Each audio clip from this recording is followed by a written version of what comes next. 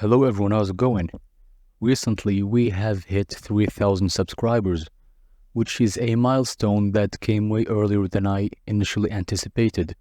So thank you so much for this, I greatly appreciate it. And as such, and as I promised, I will be making a special, which will be very different. Instead of a step-by-step beginner-friendly tutorial, which gives you a realistic up to semi-realistic result, I will be showing in this case a real-life scenario of a scene using a workflow that I would typically use for a professional project. Now this won't be using fully Blender, I will be using Blender, but also 3ds Max in this case, and specifically Corona Renderer.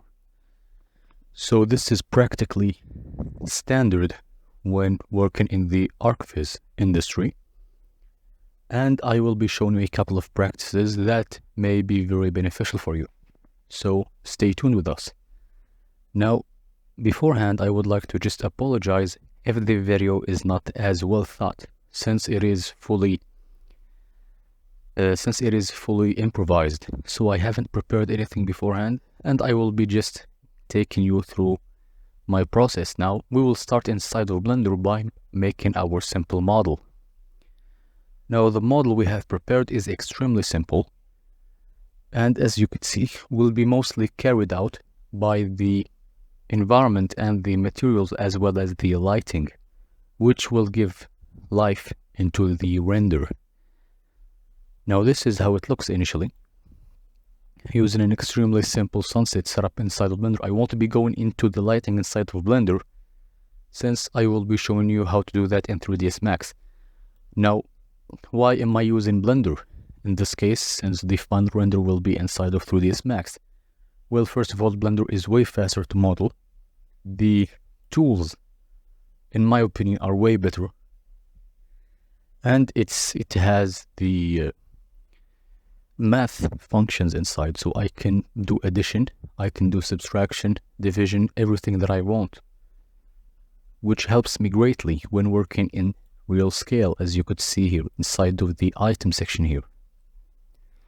Now, as you could see, I have started with a couple of modular building stories, as you could see. Now we have this one. In this case, I used the solidify, boolean, and array. Now let me just start by hiding all of the blinders and show you a quick look through the simple base of the building. Now we have three main sections.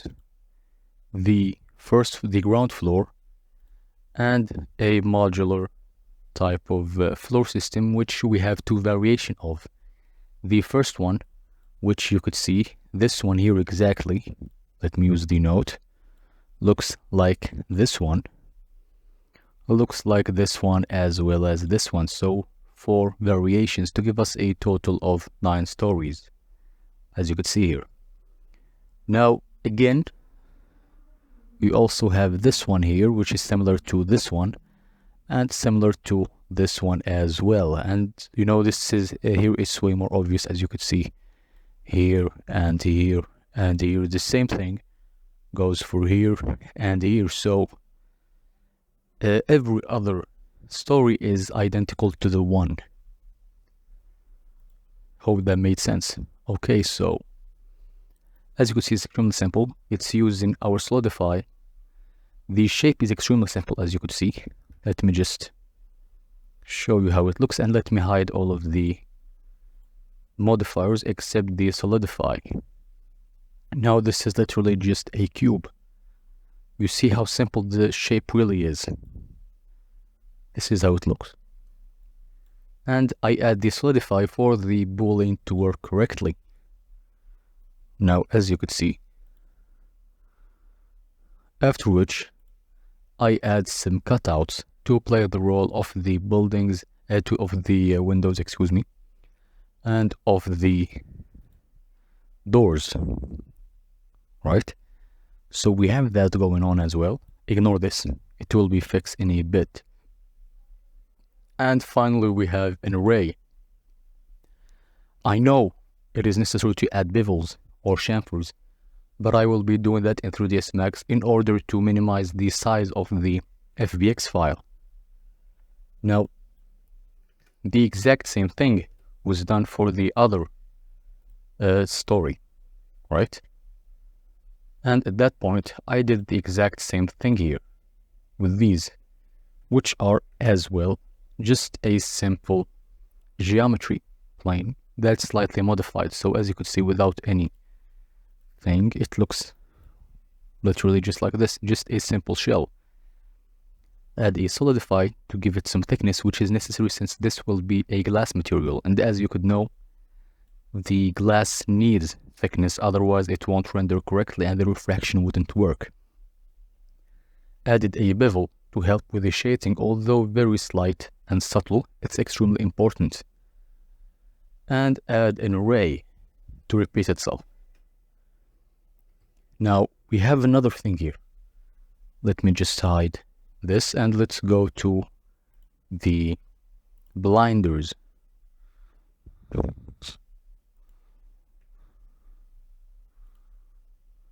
And as you could see here, it's a bit messy, but I added some wooden blinders by simply just creating some and duplicating them around while slightly offsetting them. Now you could go ahead and do that using geometry node. However, it was way faster to do this by simply just placing them and duplicating them and slightly moving them around. It won't even take 5 minutes. In this case, why? Because it's a single building. If you have a dozen buildings, you would absolutely need to make a geometry setup, or at least a particle system based on the vertices where you want to scatter on top. Now you have this, right? And let me just show how it looks with everything. Now the second thing here is, let me hide our volume mesh, is the type of set dressing and the environment in general. Our environment is extremely simple. This is our base, which is a type of road system, road intersection per se, which is extremely simple, as you could see. Literally just a couple of cubes, a couple of planes extruded to give us a sort of intersection look, right? So for freeways or roads, whatever you want to call them. Now for the dimensions, I believe they are 12 meters by 12 meters, which is the average of 4-way roads. So you have the ability to have a couple of cars moving, which will help us immensely when doing the render. Now, I do understand people come in all the time and message me or talk to me in the comment section telling me, but wait, this doesn't work like this in real life. Well, I would say I simply do not care. Now just wait, in this case I do not care, since it's not a commercial project and it's not sent in reality. All I care about is the image looking good. And to do that, I need to think about the incoming cars with motion blur in the final render, which will add a lot of interest, and we can add a couple of colors to give our image more vibrance.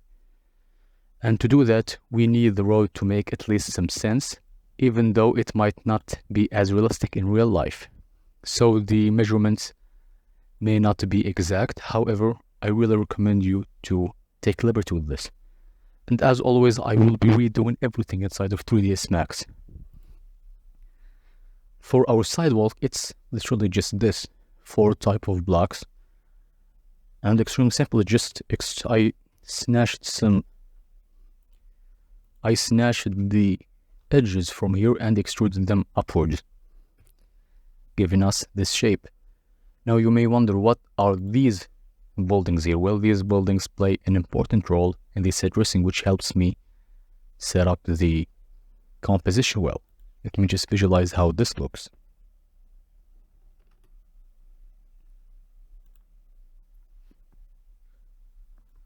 Now let me just show you how it will look without them. So let me just hide this. And as you could see, no shadows. We could see the horizon. Absolutely horrible and horrendous. Let me get it back. Way better, way more ambient, even though it's just simple cubes. Now, this is actually a common practice when doing simple drafts, even for really high-end projects. And sometimes even when you want to show investors, if you have a very small time frame, you could go ahead and just add some type of blocks in order to imitate the building environment while still giving it a sort of grounded look. So it's just not, existing there. Now we have this going on, and it's time to export to 3ds Max. But beforehand, I would like to show you an extremely useful add-on, which can be found in the preferences. And look here for Arc, and add Archimesh and Archipack. Now mostly I use Archimesh, which you could find here in the Add on the Create section under the Archimesh tab. Now what does this do? It creates some rooms, as you could see, some rail windows, some doors, some panel windows, some cabinets, some shelves, some stairs, and some roofs. Now after doing that, what I would like to do is export everything. Now for the export, make sure to hide all of the unnecessary objects. Press A to select everything that the camera can see. Go ahead and choose your directory and press selected objects, and make sure to be using FBX. It is the best option, believe me. After doing that, I did import it into 3ds Max, and please ignore the crazy amount of polygons, of unique polygons, so this is not even counting the instances. Let me just hide this box, and let's take a look at the general look and layout of the scene. Now let's start by the extremely simple things, which are the road system. As you could see, we have an intersection here. Now this comes from Evermotion pack of roads. You can make your own. It's extremely simple and extremely fast to make. It has some okay-ish details, although these details wouldn't work for close-ups, but in my case they were just fine. If this was a more type of professional project, I would have modeled them from scratch, but in this case it's more than enough. So we have the exact same thing, a intersection with 4 roads, and we have here a couple which do extend beyond the scene, but it is well worth it, and you will understand in a minute. Now after that, the sidewalk is extremely simple as well. Now as you could see, it's just a couple of blocks as well, with an extremely simple material, as you could see. Extremely tiled, but in our case, it's okay, because we can't see much of it either way. Now in this place, I created I use my own material, which comes from Megascans, in order to give us some more details. Now this material, let me just visualize it, is this one precisely. Now please ignore this not being exactly organized. This was an extremely quick project, so it took me less than 3 evenings or 4 evenings to make, which were mostly spent on gathering reference and making the actual model inside of Blender.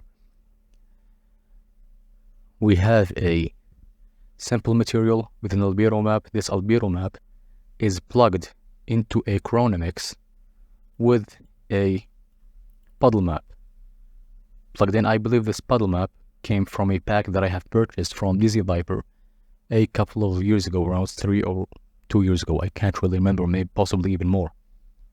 Plug this here and do multiply and play around with the amount. As you could see, we don't want it way too extreme, so 0.35 was a sweet spot for me. What is this doing exactly is making the actual width areas more dark, which is how it works in real life. I plugged the same map into the base roughness, base roughness, and I've plugged the displacement as well as the bump map, which came from the material itself. Now, this is very self-explanatory. The displacement has 5 centimeters minus 5 in the minimum level, and the maximum level 5 centimeters as well. Now this looks like that. The second thing I would like to talk about are the buildings, which as well come from the pack, which is Evermotion 203 architectural pack as well. Now here are all of these buildings. Now you might say, well, it's overkill. Why did you add all of these buildings where the camera can't see? Now, this is a huge mistake that most YouTubers will make you do. You know, they always say, don't add anything where the camera can't see, and this is extremely wrong. This isn't how it works in real life. So we need reflections. We need shadows. And these shadows, we absolutely need an environment. And in this environment, you don't have to make kilometers away, and depending on the environment. However, I would like to usually have around 600 meters up to 1 kilometer of actual context made. Although not the realistic and specific, mostly placed for eye direction, it seems to do the job just right, as you can see here. Now this plays the role of giving me shadows and reflections on the car, you know, help with the global illumination. These as well will be visible inside of the camera, and these will cast shadows. Now what does this guarantee? It guarantees correct reflections, it guarantees correct shadows, it guarantees that most of the time, if the materials are okay, you could go ahead and switch up lighting and it will look really good without spending too much time tweaking. And it will work with multiple camera angles with minimum tweaking as well. Now, let's go ahead and visualize this here. Our building itself is extremely simple. A simple stucco material for the walls and a couple of windows here, some stock models, and for this area specifically, to emulate a look of shops, I actually added some images from textures.com, emissive images, in order to emulate the look of a shop, as you can see here. No, excuse me. So this is simply an image with a projected texture, which stills the effect more or less, especially with the distortion of the actual showcase window. Now make sure to add some different assets here, and you might say, well, it doesn't really make sense. Why do you have shrubs? They do make sense from the camera view. They look okay. If I make them realistic, they wouldn't even be visible from our camera view because of the perspective. We are looking from down up to above, which we need to sheet a bit in order to see a couple of things. So as you could see, this looks really bad in the viewport, but inside of the render, it looks more or less okay. Right. Although a bit exaggerated, I must agree. We have the same thing here. We have some ivy, hanging plants, and we have an actual huge tree. Now this is way too big, right? Let's take a look at the measurements here. This is extremely huge. This is a really big tree. But in our case, it works just well enough, as you can see here. After which, I would like to just talk a bit about the assets here. Now for the assets, we have a fair bit of assets which come again, either some that I have made by myself or some that I have purchased, mostly from Evermotion. Now same thing here, trees as well. This one comes from Max Tree. Some garbage assets, some cars from these people. I do actually have a car that I made my own somewhere here, but I can't really remember where I have it. Now, regardless, we have the road, we have the sidewalk, we have the assets, the imperfections, and now we need some interesting trees to work with. Now, these come from the Max Tree pack number 47. I added literally just a simple cylinder here. It doesn't make sense, it doesn't look good up close, but from the camera angle, it looks perfect, right? I mean, I really like the way it looks. And who cares, right? Very invisible, so it's okay. Why spend time if it's not visible? The second thing is the stuff that move. The non-static objects. Now, everything that I have shown you is static. Nothing moves here. What moves are the cars, right, which I have plenty of. Let me just try to locate all of them. Let me just go ahead to my layers here. And as you can see, we have a fair bit of layers of cars and such. I have around 1, 2, 3, 4, let's say around 7 variations of cars, which I have reduplicated again and again and again. Like, for example, this Ford car, which obviously doesn't have the actual name for the sake of copyright. So this works perfectly for the commercial projects. No one will be going after you, suing you. We have some yellow cars, we have some blue cars, and I believe we have some grayish cars. And possibly red. No, I do not have red, which is unfortunate. I should have added red. As you can see, all of these are moving. And you might say, well, they don't look moving here.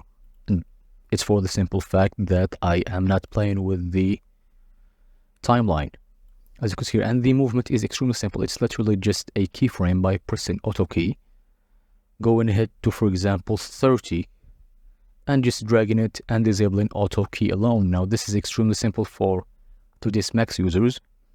Blender users, you can do the exact same inside of Blender by pressing I, doing set keyframe, location, go ahead, jump in the timeline to the time you want your animation to stop, drag it where you want it to be in a translation, and voila, you have a translation animation, which will give us motion blur. Now, this is the exact same for our people models, which all of them come from the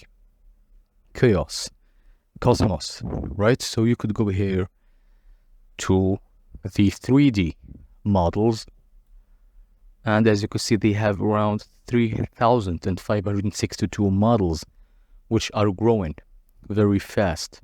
Now, these models by themselves, 2D scans, by their nature, suck really badly. They look absolutely horrible and horrendous. No, they are not made for cinematics, they are not made for close-ups, but they are absolutely great and wonderful, possibly the best option for actual ArcViz scenes where you would need hundreds or even thousands of people. Now, these are very small in size, so around only 12 megabytes, possibly less.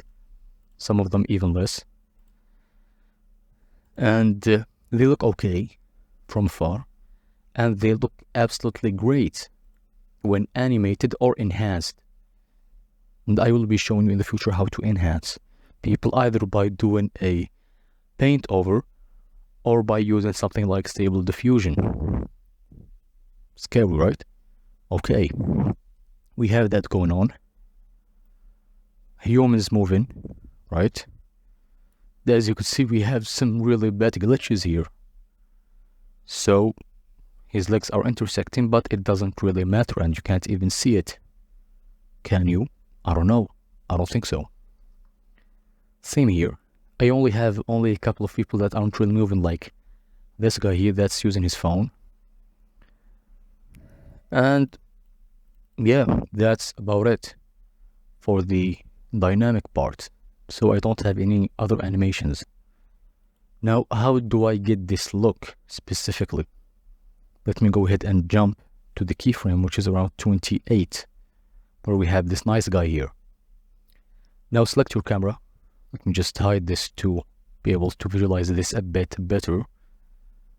And I'm using a focal length of 24 millimeters, zoom factor of 1. I can go ahead and play with this if I wanted to, but I don't want to over exaggerate it in order to not have very ugly distortion. 24 millimeters is more than enough.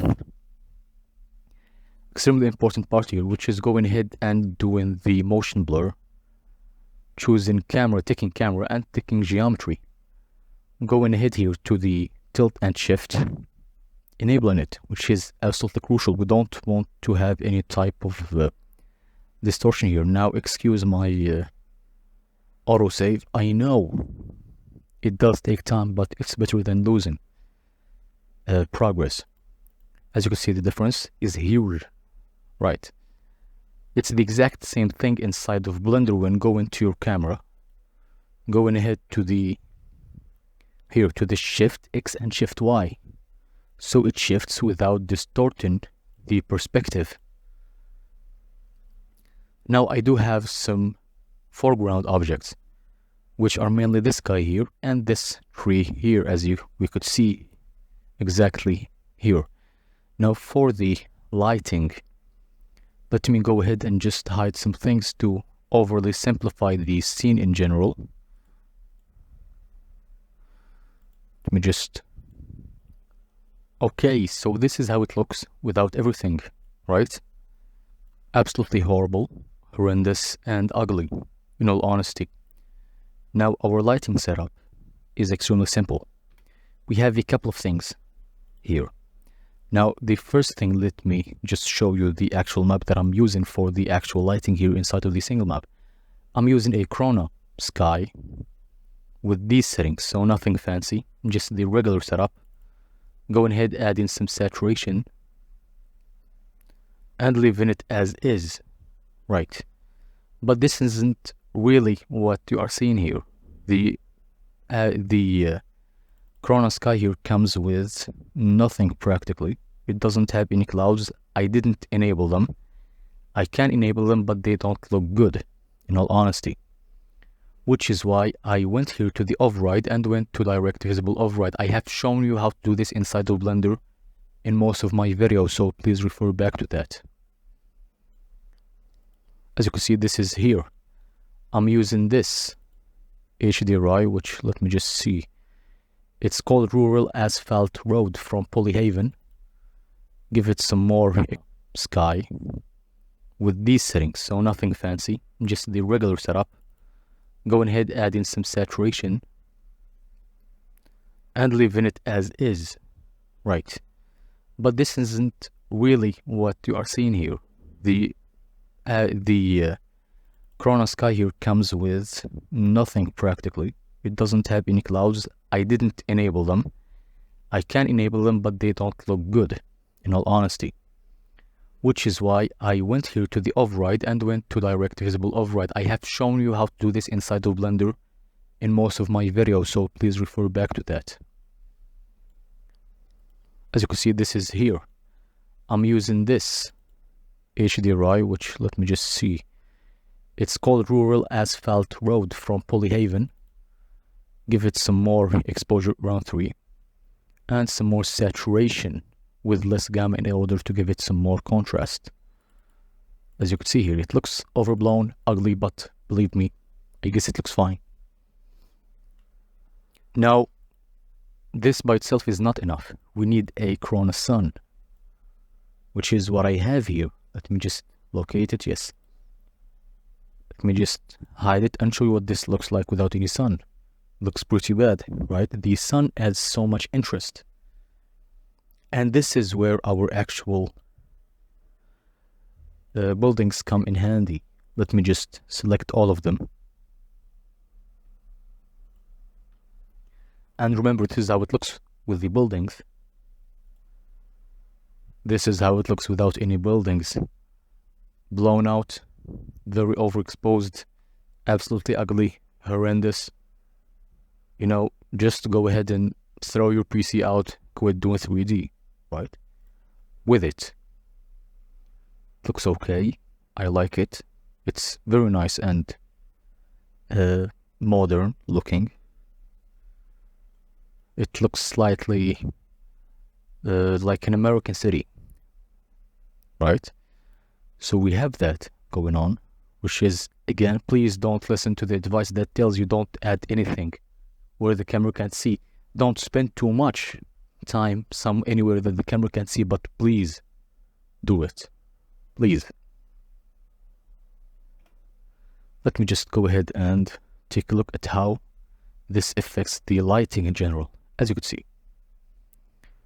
So these are the actual shadows here.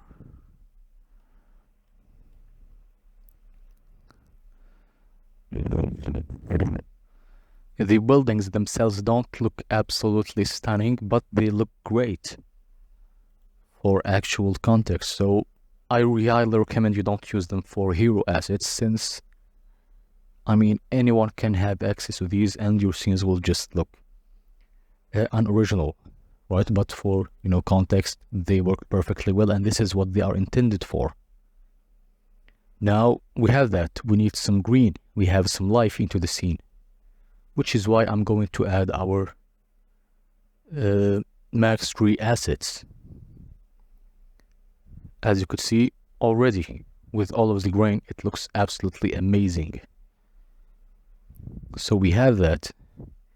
We have the static and dynamic elements, which all contribute greatly to the render. Now, excuse me, this doesn't really look good. It looks blotched out since I'm using the NVIDIA accelerated denoiser, AI denoiser, and it doesn't add details, right? It's, you know, it's called AI because of the mastery and sorcery that NVIDIA did, which incorporates some artificial intelligence into guessing details. But in this case, you know, we don't have enough resolution to do all of that, etc., etc. So this isn't really changing your scene at all. It's not adding any details. It's just smoothing the scene while still retaining some of the details, even after blotching everything out. If you have a very low a very large noise threshold, excuse me. So in this case, it's 11.25%. Ideally, want it to be anywhere from 1% to 3%, depending on the scene. This scene requires around 2%, 3% to clean up the dark area, since most of the scene is set in shadows, as you could see here. Now, after this scene is looking okay. It's extremely simple. Now, it might look advanced in its simple camera angle, but in reality, it's extremely easy to make. As you could see, let me just show everything again. As you could see, now we have a couple of pillars. We have the main building, which is our hero building, made fully inside of Blender and shaded in 3ds Max and Corona. We have our roads as well. We have our buildings. We have our people moving. We have our camera. We have our secondary details. You know, what does a city contain? Go ahead to, for example, somewhere like Unsplash or Pixabay, and you will see this. Spend an hour, 2 hours, 3 hours, get out, touch some grass. In this case, touch some concrete. I don't know.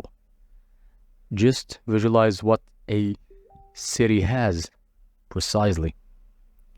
Now, excuse me, I'm getting some Facebook messages. As I mentioned, this is very raw. So this is raw material. I'm not planning to edit this at all. I even have some flyers here intersecting with the tree. But okay, I guess. No one noticed. It's okay. We have, the scene is extremely simple, by all means. Now, after finishing this, what do? We go ahead and add some slight tone mapping inside of the Corona frame buffer. Now, I highly recommend that you stick to some advice that I will give you later on. I won't be mentioning everything now. The video will be absolutely long, and this is simply a breakdown, not a step-by-step tutorial. I have decreased the exposure a bit in order to underexpose some areas in the render and make the overexposed areas look less overexposed, I guess. I added some less highlight compression in order to give the image a slight push and a burn, decrease the dynamic range of the render. Now, I won't be talking about this now. This is very controversial, but I will talk about it later on in the future. We have the white balance set to its default value. Contrast the same. I added some saturation, mostly to add some blue hues and some green here, which is evident here, mostly in the foreground and here, as well as to add some punch into the vibrant colors here. All of these colors, for example, right? Extremely nice. Now some light red bleeding every now and then.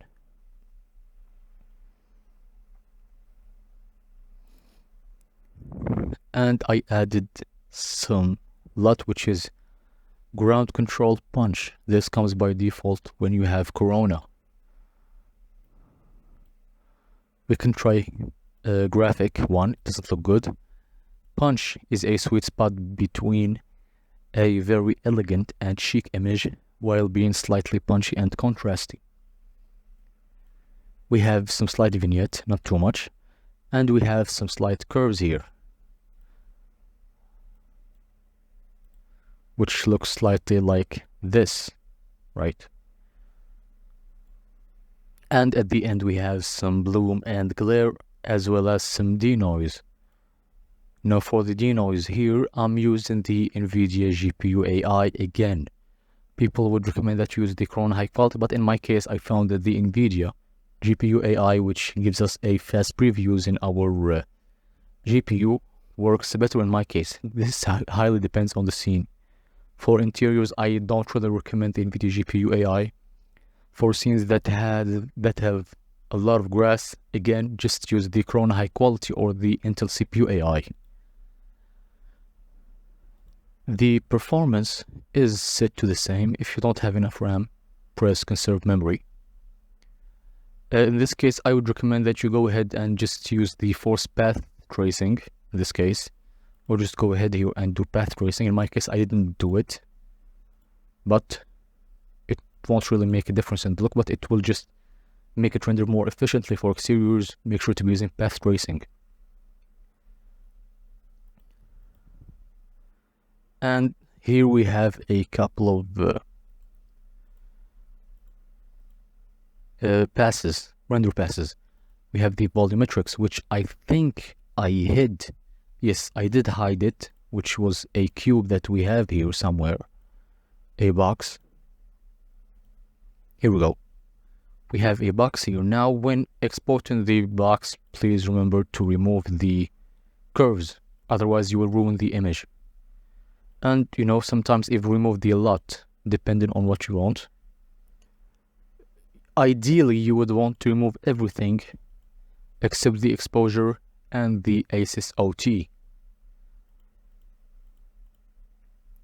Personally, I don't really care about what's ideal, I care about what looks good. But as a beginner, do that. Make it ideal. You know, you can't really compromise at this point. Just make sure that you don't have any curve setup. You can add that in Photoshop later on. You don't want to bake it before going ahead and adding it back inside the Photoshop or Affinity Photo, in my case Affinity Photo. And they also have a bloom and glare in order to specify where I want some more bloom. Again, disable the disable everything except the ACES OT, the color transform baked into the image. And by that, we have a super nice render, extremely fast, very efficiently. If you show this to your client or a real estate developer, odds are he would be extremely happy and glad with the result. He will thank you for it, and you will get out with an extremely happy client. Or if you are still building a portfolio, you will have a really nice image to share around, share to people, possibly send over to employers, have inside of your portfolio or link it into your resume. And it didn't even take 5 hours, 6 hours, even if it took 10 hours, the more time you spend, the more nice it will look, the more interesting it will look. Try multiple things. Don't be hung up on the quote-unquote realism, what's supposed to be and what's not supposed to be. Experiment, right? Photographers wish they have enough freedom as we do, yet here we are 3D artists stressing about how things should be while not caring about how nice they look.